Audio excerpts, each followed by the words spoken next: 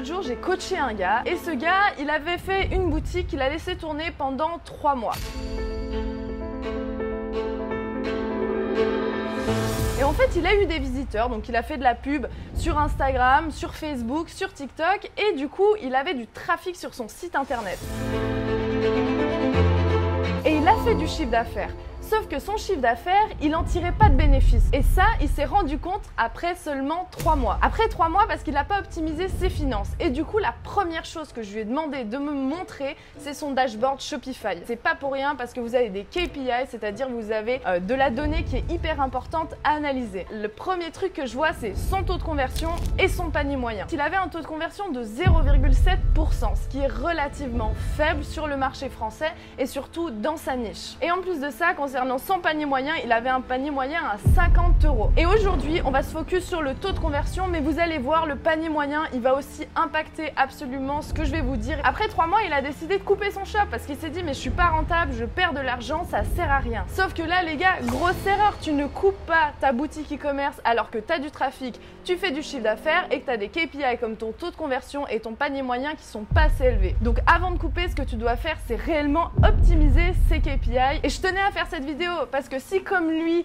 il avait réussi dès le départ à comprendre ça et à optimiser ces 2 KPI, bah au final, il aurait été largement en positif, il aurait pu scaler sa boutique et en faire une vraie marée derrière. Donc on rentre directement dans le vif du sujet et je vais vous expliquer exactement ce qu'est le taux de conversion.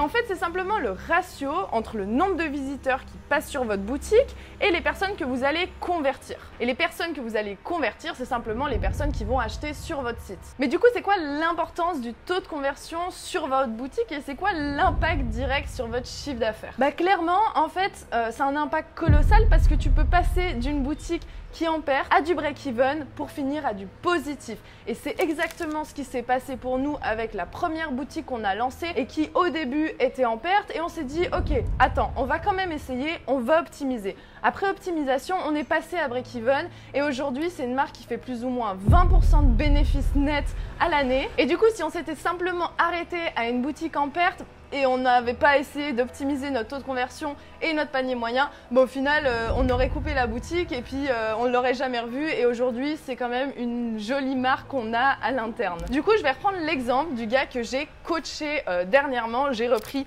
ses KPI de départ et on va regarder ensemble sur mon écran. Oh, j'ai chaud! Je transpire. Donc les gars, on se retrouve directement sur ce magnifique tableau de conversion et je vais vous l'expliquer.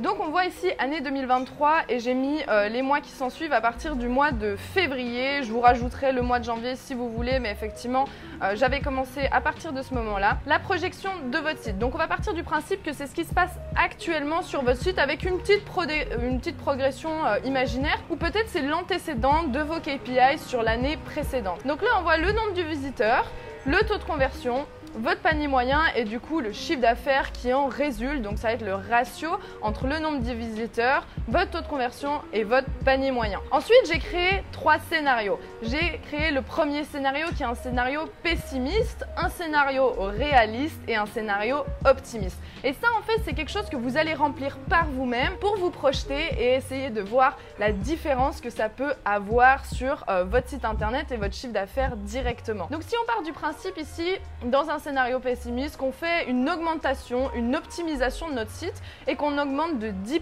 Ensuite, l'AOV, on va se dire qu'on va mettre des choses en place et que du coup, on va avoir une augmentation environ de tous les 2 mois de 5%. Et du coup, si on part du principe, comme la personne que j'ai coachée, avec un taux de conversion à 0,7% et du coup un panier moyen à 50 €, on va partir, là, son chiffre d'affaires, 70 €, 70 € pardon, sur le mois de février. Et là, on voit une progression qui est constante et très linéaire. On n'a pas d'augmentation réelle à part le nombre de visiteurs. Mais si cette personne avait optimisé, regardez la différence. Si on augmentait son taux de conversion rien que de 10%, Donc là, il part du coup à 0,77 en termes de taux de conversion et panier moyen, premier mois, on change rien. Par contre, le deuxième mois, on fait une augmentation de 5%. Je sais pas, on met en place un bundle, un upsell, un downsell, quelque chose qui va augmenter la valeur perçue et de son produit simplement et du coup de son AOV. Bah regardez là, si on fait cette augmentation un peu de manière linéaire sur toute l'année, regardez la différence entre le chiffre d'affaires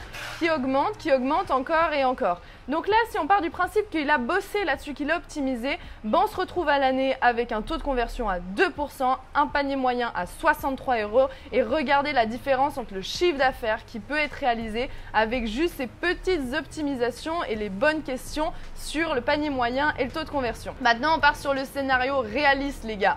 Là, je pense que c'est totalement faisable de faire des petites augmentations comme ça tous les mois et d'atteindre un taux de conversion à 2,68% et un panier moyen à 66 €. C'est pas sorcier et je vous promets, vous pouvez le faire. Nous, on a ces résultats. Je dirais, nous, on est plutôt dans le scénario optimiste, mais voilà, sachez que c'est possible aussi pour vous. Regardez ici la différence qu'on a en termes de chiffre d'affaires. On passe de 7 000 € à 35 000 €. Vous vous rendez compte en termes d'augmentation ce que ça peut impacter? On pourrait faire x415 sur le chiffre d'affaires total. Donc imaginez les répercussions sur les bénéfices qu'il peut y avoir. Et là les gars, on va directement au scénario optimiste. Nous on est clairement dans l'optimiste, c'est-à-dire qu'on fait un maximum de choses. Des fois on retombe dans le réalisme suivant les boutiques, mais regardez ici du coup l'impact que ça peut avoir directement sur votre chiffre d'affaires. Donc ceux qui savent les taux de conversion qu'on fait et notre panier moyen, bah vous comprenez rapidement le résultat qu'il peut y avoir. Et là j'ai fait du coup une augmentation 14% et 7%. Et ça, ce tableau, vous pouvez le changer, vous pouvez ajouter ce que vous voulez et vous verrez qu'automatiquement vous allez pouvoir avoir des scénarios qui vont changer par rapport au calcul et aux data que vous décidez de rentrer à l'intérieur. Du coup les gars, clairement ce tableau, je l'ai fait pour nous, on l'utilise à l'interne et bien évidemment vous allez pouvoir le retrouver juste en dessous parce que je vous l'offre et ça me fait plaisir. Et c'est surtout hyper important que vous puissiez vous projeter et comprendre comment ça fonctionne. Donc maintenant je vais te donner 10 points qui vont t'aider à augmenter ton taux de conversion et ton panier moyen, mais plutôt ton taux de conversion aujourd'hui. Le premier point, ça va être de travailler sur ton branding et la valeur perçue de ton produit, de l'image de ta marque et ça va permettre de pouvoir augmenter le prix de ton produit et augmenter aussi directement ton taux de conversion. La deuxième chose qui est hyper importante et on l'oublie souvent, c'est la qualité de tes images. Je ne te demande pas de mettre des images qui sont en 4K, mais fais en sorte que tes images soient agréables et qualificatives. La troisième chose, il faut que ton copywriting soit axé en bénéfice client et pas en bénéfice produit. Il faut que tu fasses ressentir émotionnellement l'impact de ton produit à ton consommateur. Il faut réellement qu'il se projette avec ton produit. Ensuite, il y a quelque chose que tu peux ajouter en quatrième point, ça va être des comparaisons entre les autres, ta marque et ton produit. C'est quelque chose qui fonctionne relativement bien. Et aussi qui va te permettre de te démarquer de la concurrence en montrant vraiment ton produit par rapport aux autres. Le tien est mieux, le tien est plus agréable et le tien apporte plus de bénéfices à ton client. La cinquième chose qui paraît évidente mais qui est hyper importante, c'est simplifier le parcours de ton client sur le site.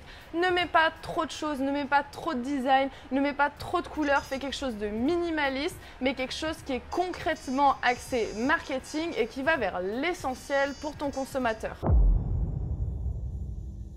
En sixième position, réponds aux objections que ton client pourrait se faire. Le prix, la qualité, les dimensions, le poids, le satisfait ou remboursé, la livraison, etc. Crée un réel lien de confiance et répond à toutes ces objections. En septième, tu dois ajouter des avis clients, mais pas n'importe lesquels. Chaque avis client, il faut qu'elle réponde aussi à une objection que ton client pourrait se faire. Et ça fait comme si c'est quelqu'un qui répond à l'objection de ton client, mais c'est pas toi directement. Et du coup, ça c'est très fort. La huitième chose qui est très importante et qui est souvent négligée, tu dois mettre le bon moyen de paiement adapté au pays. C'est-à-dire que si tu vends en France, en Allemagne ou en Suède, ce n'est pas les mêmes moyens de paiement. Si tu vas en Allemagne, tu dois mettre PayPal. Si tu vas en Suède, tu dois mettre Klarna. Et ça, c'est très important. Les gens, ils créent un vrai lien de confiance avec les moyens de paiement. Ils n'ont pas envie de se faire arnaquer. Ils se sont déjà probablement fait arnaquer et ils ont besoin de cette confiance avec la banque et surtout avoir de l'argent sur le moyen de paiement qu'ils veulent choisir. Plus tu as de moyens de paiement, bien évidemment, mieux c'est. La 9e chose, l'avant-dernière, tu dois avoir des méthodes de livraison dans les noms au niveau de ton checkout qui sont adaptés à ton client. Si c'est la France, écrit que c'est La Poste. Si c'est l'Allemagne, écrit que c'est DPD, etc., etc. Ça va créer aussi un lien de confiance parce que les gens, ils connaissent la livraison, ils connaissent la poste du coin et du coup, de nouveau, on renforce les bénéfices de vente auprès de ton consommateur. Et la 10e chose qui est hyper importante et pourtant vous allez me dire qui est évidente, c'est que ton offre marketing, ça doit être une vraie offre irrésistible et ça doit être une offre qui est justifiée aussi. Tu peux pas balancer des offres qui font à l'arrache, genre des offres parce que tu dois faire une offre. Non, non, non, vraiment justifie ta promotion, pourquoi, comment, etc. Et surtout, fais une offre irrésistible avec des bundles produits pour augmenter et impacter ton panier moyen et ton taux de conversion. Donc la conclusion, les gars, elle est simple et vous l'avez compris, c'est qu'en optimisant certaines choses, en vous posant les bonnes questions, en ayant un vrai raisonnement de pensée, de parcours, de chemin, de funnel pour votre utilisateur, vous allez pouvoir optimiser des choses et c'est comme ça que vous allez pouvoir tirer du bénéfice, augmenter votre rentabilité et arrêter de lancer des produits à tout va, de couper vos boutiques tous les mois ou toutes les semaines et d'être complètement déprimé parce que ça ne fonctionne pas. Bien évidemment, ces 10 choses, elles sont hyper importantes et tu dois les optimiser quotidiennement. Nous, toutes les semaines, on se pose les questions sur l'optimisation et on optimise, on passe à l'action. Donc réfléchis avant de couper ta boutique si tu vois que tu fais du chiffre, que tu as des visiteurs mais que ton taux de conversion et ton panier moyen sont un peu bas. Utilise ce tableau pour essayer de comprendre l'impact que ça pourrait avoir sur ton chiffre d'affaires et si du coup tu pourrais être rentable en optimisant ces KPI. Bien évidemment, là je vous ai donné que 10 choses mais si tu me connais pas ou si tu me connais, tu sais très bien le groupe Telegram, il est en bas et tous les jours je vous donne des astuces. Donc les gars, on se retrouve à la fin de cette vidéo. Bien évidemment, ça me fait trop plaisir de vous communiquer tout ce que je sais et de vous partager du coup ce genre d'éléments et de processus qu'on utilise à l'interne. Oublie pas, tu peux le retrouver juste en bas et on se retrouve dans une prochaine vidéo.